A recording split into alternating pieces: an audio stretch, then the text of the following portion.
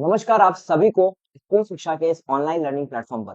चाहे बच्चे इस वीडियो को देख रहे हो, पेरेंट्स इस वीडियो को देख रहे हो, इस सब वीडियो के थ्रू मैं आपको सिर्फ इतना बताऊंगा कि अगर आप सीएचएस क्लास 9th के लिए, क्लास 11th के किसी भी स्ट्रीम के लिए इंग्लिश के एग्जाम की पढ़ाई करना चाहते हो या इंग्लिश की टेक्निकलिटीज को समझना चाहते हो कि इंग्लिश लैंग्वेज में आखिर पूछा क्या जाता है, किस तरीके से अभी बचे हुए महीनों में, इन 3-4 महीनों में आप अपनी बेहतर तैयारी करके फुल ऑन फुल मार्क्स, यानी अगर 20 सवाल आ रहे हैं तो 20 में 20 आप कैसे सही कर सकते हो सीएचएस के एग्जाम में, इसके बारे में हम बात करेंगे।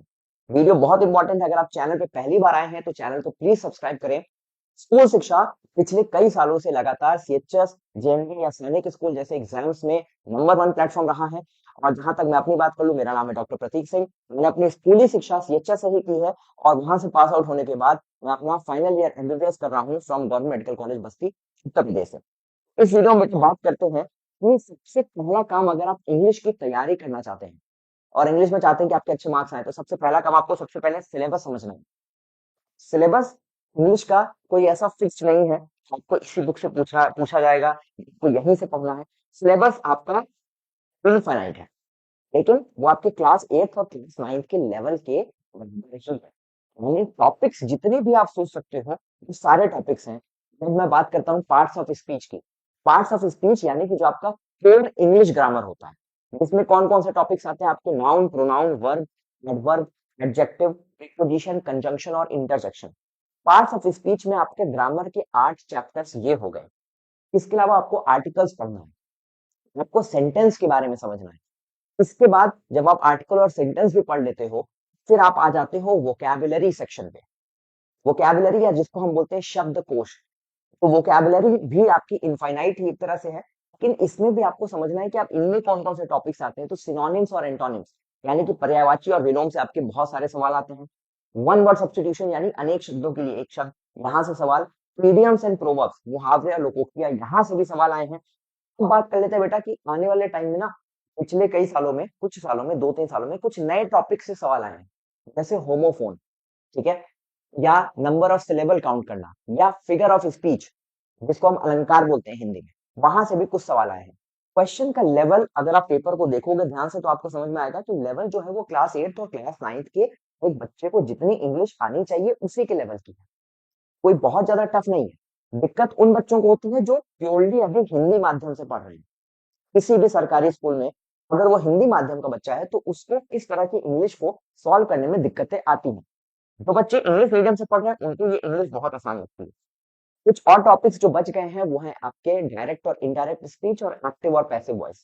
तो ये पहले आपको सिलेबस समझना है कि किन किन टॉपिक्स को आपको पढ़ना है, सिलेबस के बारे में डिटेल इंफॉर्मेशन, और हर एक टॉपिक से कितने सवाल आए हैं। उसके लिए चैनल पे आपको वीडियो ऑलरेडी मिल जाएगी जहां पे मैंने हर साल बताया कि 2018 में इतने सवाल आए, 19 में इतने सवाल आए, 23 में इतने सवाल आए, 24 में इतने सवाल आए, हर चैप्टर से कितने सवाल आए, वहां पे मैंने डिटेल में एक वीडियो मैंने बनाया हुआ है, आपको मिल जाएगा।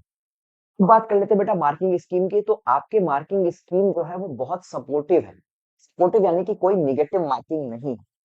निगेटिव मार्किंग नहीं है यानी आपके जितने भी पेपर में जितने भी आपके सवाल हैं, वो सारे के सारे सवाल करके आने हैं, ये आपको अपने दिमाग में बैठा लेना है कि मेरे गलत होने पे कोई नंबर नहीं कटने वाले हैं, तो मुझे सारे क्वेश्चन करके ही आने हैं। वैसे ही बेटा मार्किंग स्कीम आपकी +3 और 0 है, यानी सही करने पे 3 मार्क्स मिलेंगे और गलत करने पे कोई मार्क्स कटेगा नहीं। तो आपको ज्यादा से ज्यादा सवाल, मैं तो कहूंगा 100% क्वेश्चन आपको एग्जाम में करके आने हैं। गलत हो सही हो उससे आपको मतलब नहीं है, लेकिन आप करके आओगे तो एटलीस्ट सही होने के चांसेस तो रहेंगे। चलिए फिर बात कर लेते हैं बेटा अटेम्प्टिंग स्ट्रैटेजी। स्ट्रैटेजी की पेपर अटेम्प्ट करने की स्ट्रैटेजी क्या होगी।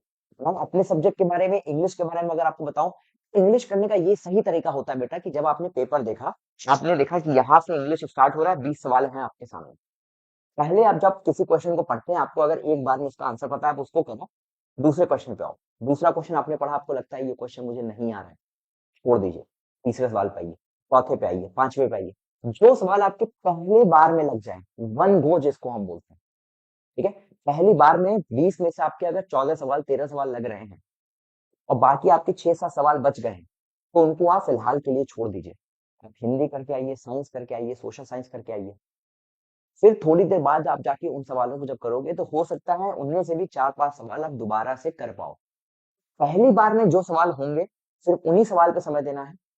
दूसरी बार उस सवाल को दोबारा नहीं पढ़ना है। पहली बार में अगर आपको सवाल समझ में आता है और आपको उसका जवाब ढूंढने की आपको लगता है कि आपके अंदर वो काबिलियत है, आपने इन चीजों को ढंग से पढ़ा है, तो आप उसको अटेम्प्ट करिए और आगे बढ़िए। समय बिल्कुल भी बर्बाद नहीं करना। अब आ जाते बेटा पेपर के डिस्ट्रीब्यूशन पे। ये आपको कोई बताएगा नहीं, लेकिन ये मेरी एक एनालिसिस है कि दो तरह के सवाल आपके एग्जाम में आपको देखने को मिलेंगे। कुछ होते हैं बेटा फैक्चुअल क्वेश्चन, फैक्ट यानी कि जो सत्यता पे है, यानी कि आपको वो चीज या तो याद है या तो वो नहीं याद है। अगर आपसे ऑनेस्टी का इंसान पूछ लिया, आपको डिसऑनेस्टी पता होनी चाहिए। नहीं पता है तो आप उसको कुछ नहीं कर सकते। कुछ क्वेश्चन होते हैं फैक्चुअल क्वेश्चन, जैसे मैंने बोला person who can write with both hands, तो ऐसा इंसान जो अपने दोनों हाथों से लिख सके। इसके लिए वन वर्ड सब्स्टिट्यूशन होता है एम्बीडेक्स्ट्रस। तो अगर आपको पता है तो आप कर पाओगे, नहीं पता है तो आप नहीं कर पाओगे। तो ये होते हैं फैक्चुअल क्वेश्चन। दूसरे तरह के क्वेश्चन होते हैं कंसेप्चुअल क्वेश्चन। कंसेप्चुअल क्वेश्चन क्या होते हैं कि वहां पे आपका कंसेप्ट लगता है।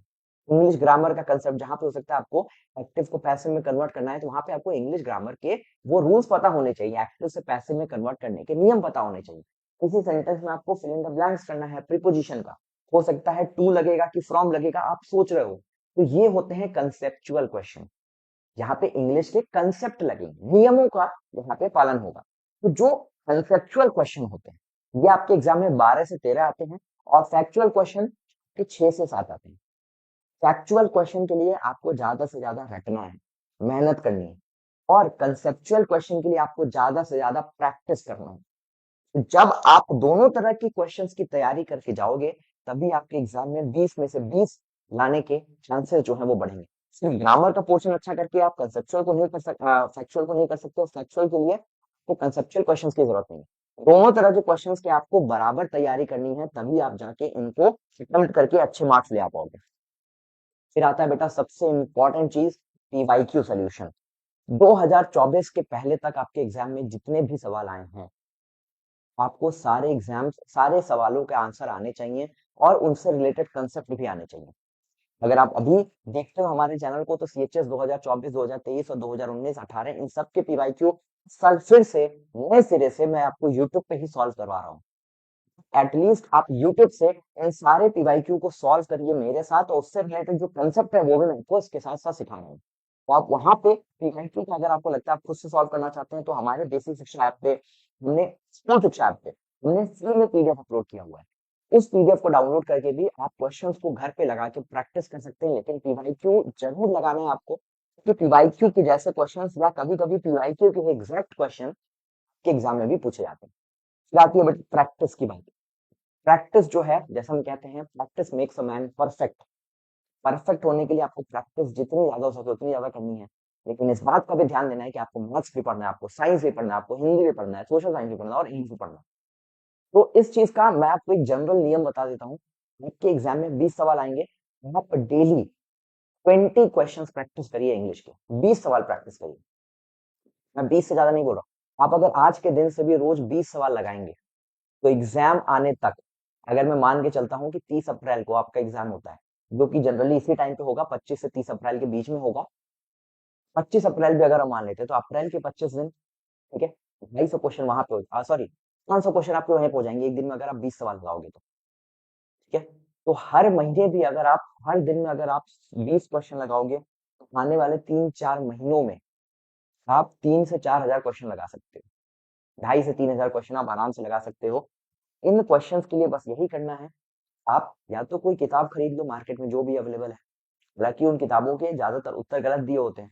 दूसरा तरीका ये है कि आप यूट्यूब पे हमारे साथ क्वेश्चंस को लगा सकते हो, या फिर तीसरा तरीका ये है बेटा कि पीवाईक्यू सोल्यूशन में जो जो क्वेश्चंस आए हैं, सिर्फ उन्हीं क्वेश्चंस को आप ऑनलाइन सर्च कर लो, और अलग अलग वेबसाइट पे भी आपको प्रैक्टिस करने के लिए फ्री में बहुत सारे क्वेश्चन मिल जाएंगे। अगर स्कूल शिक्षा का ऐप डाउनलोड करते हो, तो हमारे ऐप पे भी हमने 5-6 टेस्ट पेपर फ्री में दिए हुए हैं, तो आप उन टेस्ट पेपर्स को भी लगा सकते हो। और अगर आपको लगता है कि आप बहुत ढंग से और बेहतर तरीके से तैयारी करना चाहते हो, हमारे साथ जुड़ के हमारे पे आके एडमिशन लेकर अभिमन्यु बैच में, या फिर जो अभी हमने अग्नि बैच लॉन्च किया, दोनों में से किसी भी बैच में आप ज्वाइन कर सकते हो। स्क्रीन पर आपको नंबर दिख रहा है, वहां से भी आप आके अपनी बेहतरीन तैयारी कर सकते हो। मेरा सिर्फ इतना मानना है कि सीएचएस का एग्जाम सिर्फ आपके पेशेंस को टेस्ट करता है और आपके प्रैक्टिस को टेस्ट करता है। तो जितने ढंग से, जितनी लगन से आप प्रैक्टिस करोगे, आपके सिलेक्शन के चांसेस उतने ज्यादा बढ़ते जाएंगे।